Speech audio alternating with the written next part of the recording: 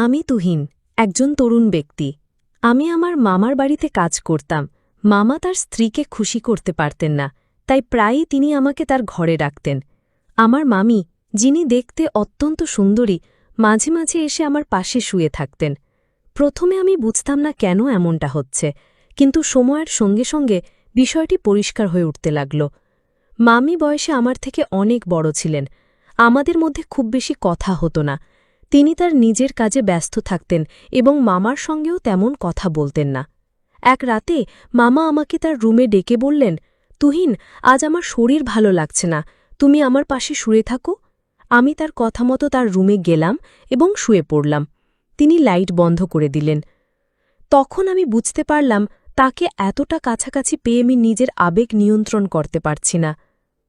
তখন আমি চাকরির খোঁজে ছিলাম, কিন্তু কোথাও কাজ পাচ্ছিলাম না। একদিন আমার বন্ধু সুরেশ বলল তার মামা শহরে থাকেন এবং তিনি আমাকে চাকরি দিতে পারবেন। আমি খুব বেশি শিক্ষিত ছিলাম না, চতুর্থ শ্রেণী পর্যন্ত পড়াশুনো করেছি। এর ফলে ভালো চাকরি পাওয়া আমার জন্য কঠিন ছিল। আমি গ্রামে ছোটখাটো কাজ করে কোনো মতে দিন কাটাতাম। সুরেশ আমাকে তার মামার একটি ঠিকানা দিল। সেখানে গিয়ে দেখলাম তার মামা খুবই সম্ভ্রান্ত একজন মানুষ এবং তিনি হতে যাচ্ছেন আমার বস। তাকে আমি মামা বলেই ডাকতাম। মামা আমাকে একটি ঠিকানা দিয়ে বললেন, তুমি এখানে যাও এবং ডাক্তারকে দেখাও। ঠিকানায় গিয়ে দেখি এটি এক ডাক্তারের চেম্বার। ডাক্তার আমাকে কিছু শারীরিক পরীক্ষা করলেন এবং রিপোর্ট দিলেন। আমি রিপোর্ট নিয়ে মামার কাছে ফিরলাম। মামা রিপোর্ট থেকে হাসি দিয়ে বললেন, তোমার চাকরি পাকা হয়ে গেছে। এত সহজে চাকরি পেয়ে আমি অবাক হয়ে গেলাম। তখনও ভাবতে পারছিলাম না কিভাবে এত সহজে আমার এই সুযোগটি মিলল। চাকরিতে যোগদানের পর থেকেই আমি প্রায়ই মামিকে লক্ষ্য করতাম। তিনি খুবই আকর্ষণীয় এবং মার্জিত। তাকে দেখে আমার মনে হতো যদি আমার স্ত্রী এত সুন্দর হতো। তবে আমি নিজের দায়িত্বে আরও মনোযোগ দিলাম। একদিন পুরনো এক চাকর এসে বলল, তোমার বস খুব কঠোর, তার মনোভাব বুঝে কাজ করো। মামি একদিন আমাকে ডেকে বললেন, তুমি খুব অল্প বয়সী এবং সুন্দর, পরিষ্কার পরিচ্ছন্নতায় মনোযোগ দাও। আমি এমন চাকর পছন্দ করি যে মনিবের মতো পোশাক পরে। এ কথা বলে তিনি কিছু টাকা দিলেন এবং বললেন, এটা তোমার নিজের জন্য খরচ করো। মামিকে দেখে আমি তার প্রতি মুগ্ধ হতে শুরু করলাম। তার জীবনে কোনো সন্তান ছিল না, যা তাকে সুখী হতে দেয়নি। মামা বেশিরভাগ সময় বাড়ির বাইরে থাকতেন, আর মামি মগ্ন থাকতেন ফ্যাশন ও পার্টিতে। মামিকে দেখে মনে হতো তিনি আমাকে পছন্দ করতে শুরু করেছেন। আমি প্রায় সিনেমা ও নাটকে প্রেমের গল্প দেখতাম এবং কল্পনা করতাম মামি একদিন এসে বলবেন, আমি তোমার প্রেমে পড়েছি। এক রাতে যখন আমি ঘুমাচ্ছিলাম মনে হলো আমার পাশে কেউ আছে। মামি অত্যন্ত সুন্দরী ছিলেন এবং তার দেহ আকর্ষণীয় ছিল। আমার স্ত্রী সন্তান হারানোর দুঃখে নিজের শরীরে যত্ন নিতে ভুলে গিয়েছিলেন, আর সেজন্য তিনি সুখী হতে পারতেন না। আমার মতো একজন দরিদ্র মানুষ যখন ভাবতাম কিভাবে চাকরের মতো জীবন কাটাবো, তখন মামিকে আমার স্ত্রী ভেবে সারা রাত কল্পনা করতাম। মামি সবসময় আমার কাজের প্রশংসা করতেন।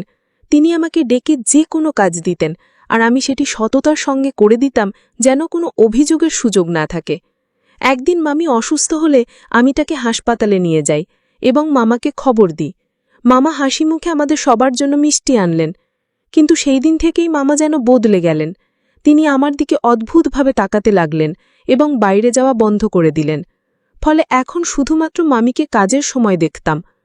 কিছুদিন ধরে আমার মন খারাপ ছিল। মনে হচ্ছিল হয়তো আমি মামিকে নিয়ে আসক্ত হয়ে পড়েছি, কিন্তু আমি আমার কাজ চালিয়ে যাচ্ছিলাম। সময় এগিয়ে চললে এবং খবর এলো মামি সন্তান জন্ম দিতে চলেছেন।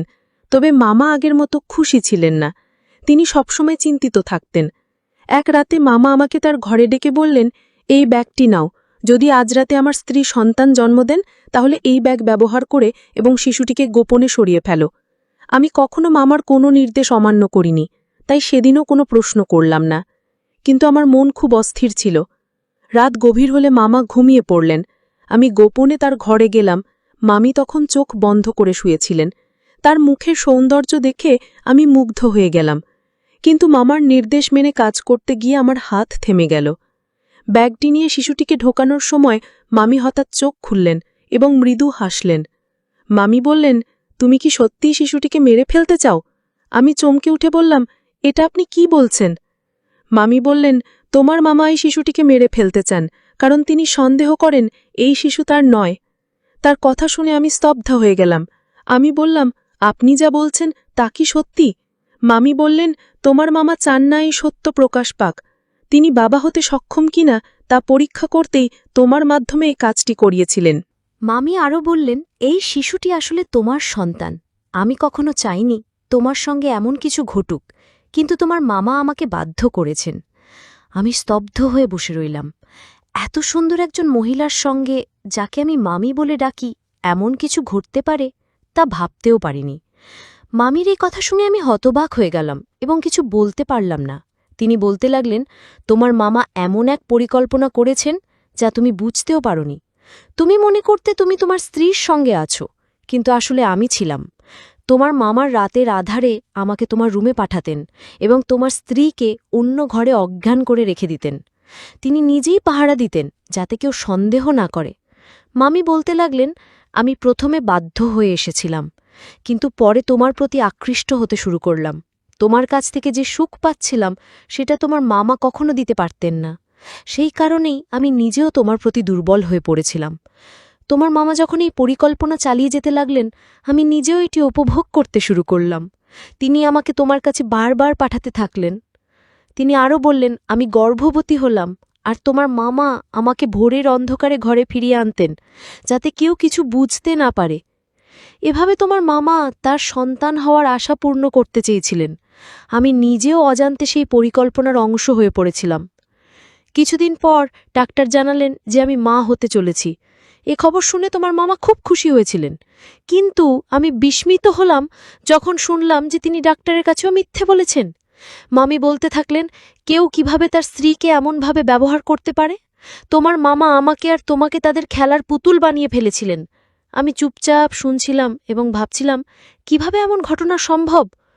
মামি তখন বললেন, তোমার মামা তার পরিকল্পনায় ব্যর্থ হয়েছিলেন, কারণ যখন তার একটি ছেলে হলো তখন তিনি খুশি হতে পারেননি।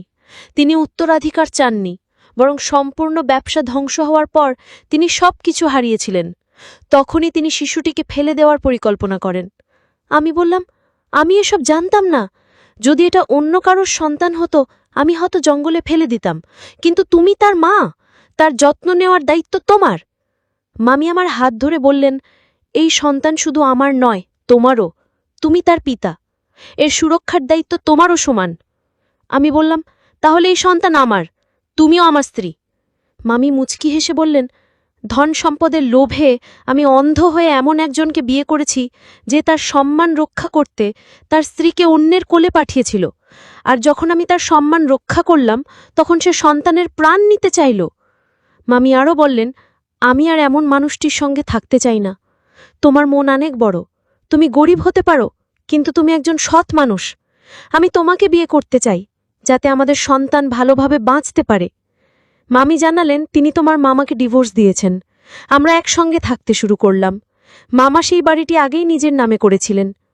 কিছুদিন পর যখন আমার স্ত্রী বিষয়টি জানতে পারলেন, তিনি আমাকে ছেড়ে চলে যেতে চাইলেন, কিন্তু মামি পুরো ঘটনা ব্যাখ্যা করলে আমি তাকে বুঝিয়ে শান্ত করলাম। অবশেষে আমি আমার 2 স্ত্রীর সঙ্গে সুখে সংসার করতে শুরু করলাম। আমরা সবাই একসঙ্গে থাকি। আমি আজ খুব খুশি, কারণ এমন সুন্দর জীবন আমি কখনো কল্পনা করিনি। গল্পটি কেমন লাগলো জানাতে ভুলবেন না। আরও মজার মজার রোমান্টিক গল্প শুনতে চাইলে ভিডিওটি লাইক, শেয়ার এবং চ্যানেলটি সাবস্ক্রাইব করতে ভুলবেন না।